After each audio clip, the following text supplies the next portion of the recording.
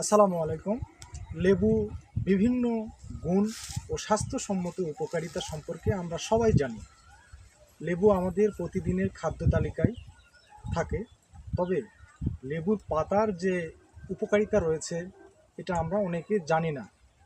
লেবুর পাতা বিভিন্ন অঞ্চলে খাদ্যের স্বাদ বাড়াতে ব্যবহার করা হয়ে থাকে।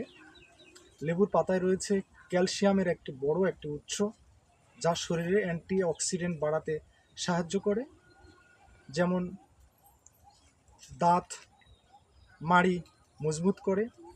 লেবুর পাতায় ভিটামিন সি আছে, খনিজ পদার্থ আয়রন আছে।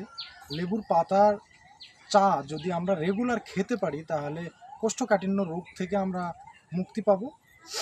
এখানে লেবু হজম শক্তিটা ভালো থাকে, যাতে পেটের কোনো সমস্যা হয় না। তো আপনারা রেগুলার লেবুর পাতা চায়ের সঙ্গে খাওয়ার চেষ্টা করবেন।